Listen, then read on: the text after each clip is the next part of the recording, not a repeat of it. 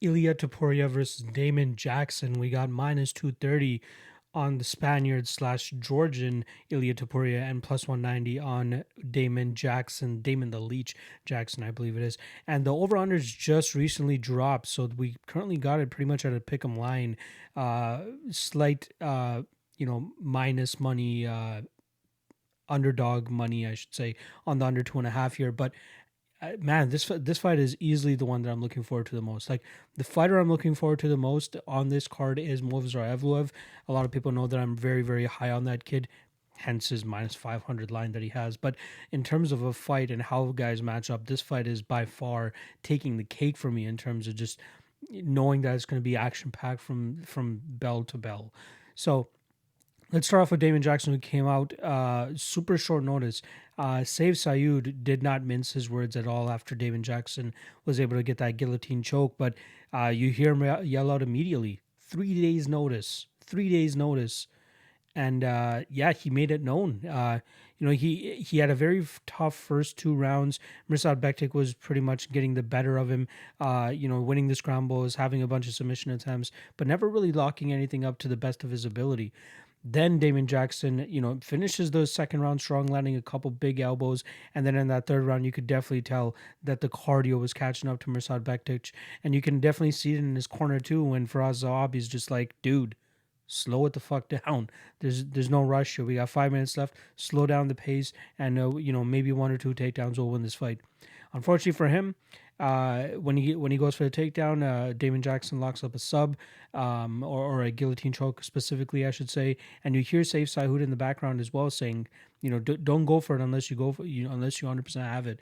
And not only did he have it, he used that position to reverse it, end up on top of Bektic and just squeezes the hell out of that choke. Eventually gets to the finish there, 1 minute and 21 seconds into that third round, and that cashed huge for me too. If a lot of people were with me at that time, you guys know I cashed him as the underdog in that, a heavy underdog in that fight, and also the submission prop and the round 3 prop.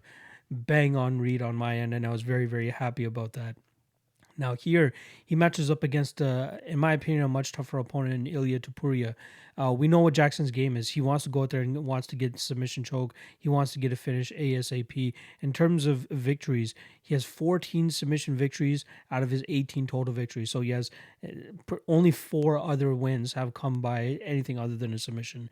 Insane for this guy. He is all action pretty much all the time. Kind of surprised that the under 2.5 is where it is, but once the limits open up, we'll see where that line lays and if there's any value left on it once that line starts to settle out. But at the pick'em line, that line is absolutely absurd. I think people should be jumping on that, but we'll see what the public does to that line as the fight week goes on. Decent takedowns, but he can be controlled. That's the issue here with Jackson, and I feel like Topuria could have success in actually controlling him. Decent striking, but he definitely makes the most of his bread off of his submission game and getting guys to the ground and reversals and sweeps and all that type of stuff. He's very, very fun to watch for sure. Now, Topuria, on the other hand, this is a guy that I've been high on for a long time. This going back to his fight against Brian Bouland, June of 2018. That's a fight that was one of the only Cage Warriors fights where I actually ended up taping that, and luckily for me, I did end up getting on the Topuria train. He closed as a bit of a favorite in that fight. I do want to see if I can pull that line up if Best Fight Odds has it for us.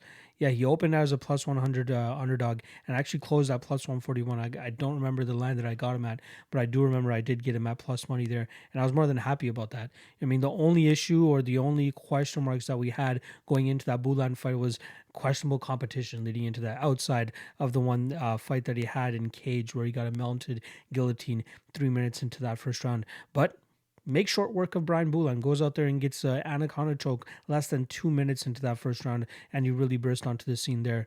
Unfortunately, he hasn't been that active, like between his UFC debut, which was October 10th of this year, and the fight before that was November of 2019, the year before. So, it's it's good that he's getting his dues in now. Like this is only over 2 months after his Yusuf Zalal fight. I'm assuming this was way more of a complete camp than his Zalal fight, considering that he took that Zalal fight on relatively short notice. Now he has maybe not 3 months, which is what normal fighters would like, but that fight was announced pretty quickly after both guys got their hand raised.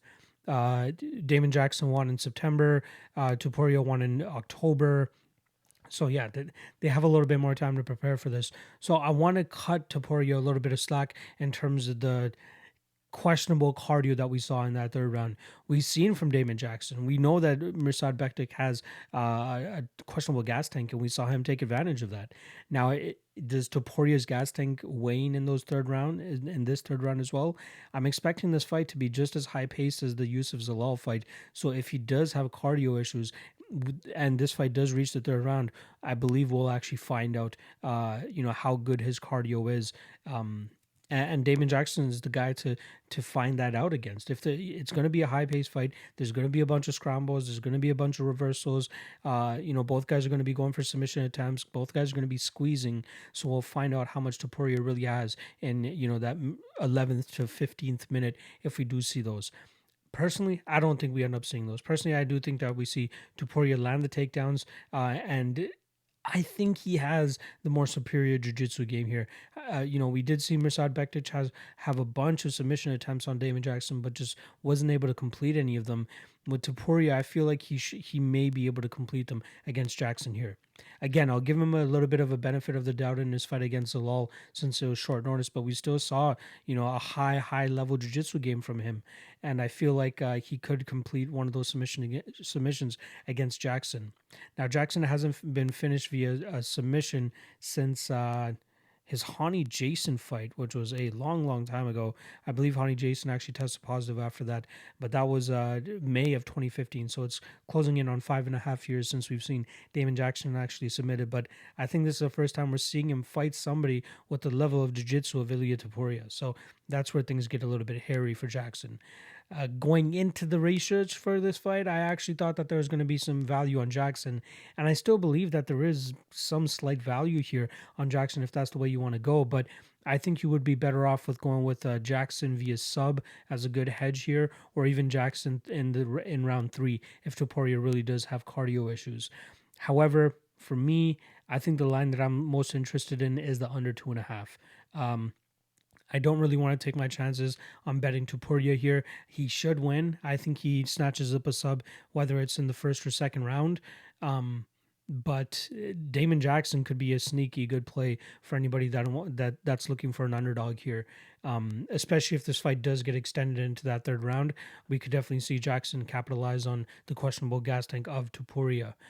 I'm not saying that Topuria is a fish out of water in that third round. Like, we did see him still have success against Zalal, and we did, I believe, see him finish the fight in full mount, or at least on top of Zalal, to show that he actually has that will and that perseverance. But I don't think that Zalal has that third round killer instinct like our guy Damon Jackson, who's always just fishing for a submission of some sort. So, man, this fight is just so entertaining, so interesting to break down and get into. But I think the ultimate prediction that I'm going to make here is Ilia Topuria to win this either in the first or second round via either ground and pound or submission.